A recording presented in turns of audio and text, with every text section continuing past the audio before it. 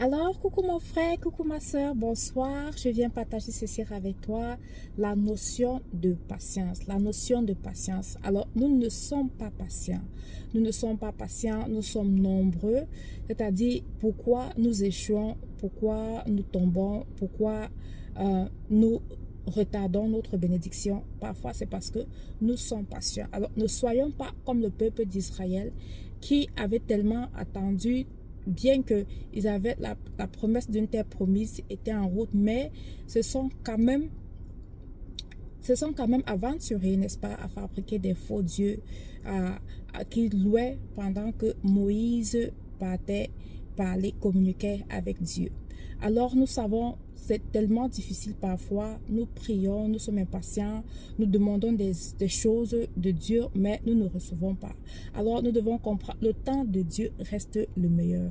Alors c'est quoi? L'esprit de patience. C'est dans la patience que l'on réussit. Alors beaucoup d'entre nous, nous choisissons des mauvaises voies parce que à peine nous sommes dans les difficultés que nous prenons des solutions alternatives.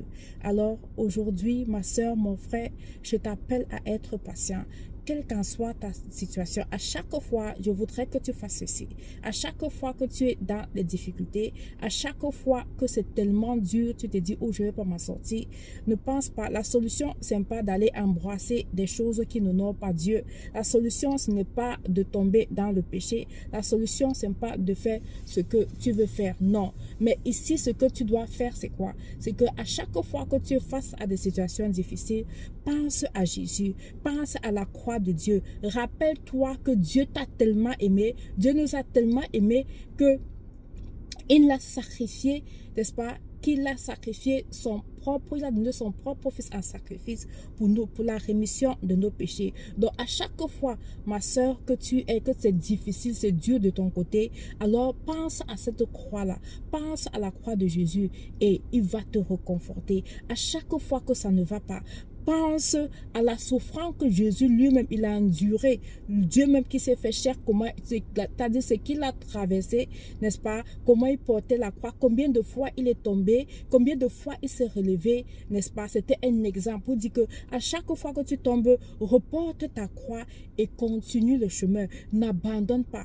Donc Dieu nous appelle à la persévérance, à la patience. Persévérons et restons patients. Donc je voudrais partager ça. Dieu dans sa parole, il dit, il n'est pas venu pour condamner le monde, mais il est venu, n'est-ce pas? Jésus n'est pas venu pour condamner le monde, mais il est venu afin qu'à travers lui, le monde soit sauvé. Ça veut dire quoi? Ça veut dire que c'est à travers Jésus que tu seras sauvé. Donc, qu'importe tes problèmes, qu'importe tes difficultés, ne cours pas à prendre des décisions qui n'honorent pas Dieu. Tu dois toujours te rassurer que dans chaque décision que tu prends, n'est-ce pas, ça marche et ça épouse, n'est-ce pas, les lois et les principes de Dieu. Donc, c'est ce que je voulais partager avec toi, ma soeur. Ce n'est pas parce que tu n'as pas d'argent aujourd'hui que tu vas aller voler. Ce n'est pas parce que tu n'as pas pu payer la pension de ton enfant aujourd'hui, n'est-ce pas, que tu vas aller faire des choses qui déshonorent Dieu. Ce n'est pas parce que tu n'es pas marié aujourd'hui que tu vas commencer à sortir avec n'importe quel homme qui se présente à toi. Ce n'est pas parce que,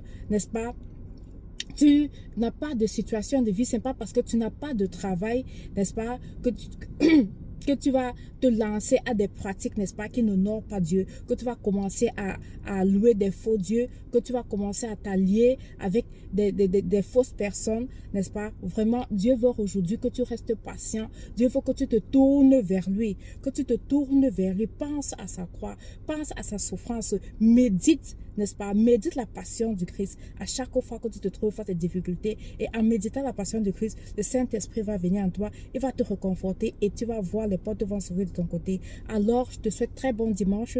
Partage ce message avec quelqu'un. Restons patients, n'est-ce pas? Ne nous égarons pas parce que nous n'avons pas ci, nous n'avons pas cela, mais accrochons-nous toujours à cette parole de Dieu. Accrochons-nous à la Bible matin, midi et soir. Que Dieu nous bénisse. Allez, bisous à vous, à très bientôt. Partage, n'oublie pas de partager, n'est-ce pas, et de t'abonner pour suivre ma prochaine publication. Que Dieu nous bénisse. Amen. Bye.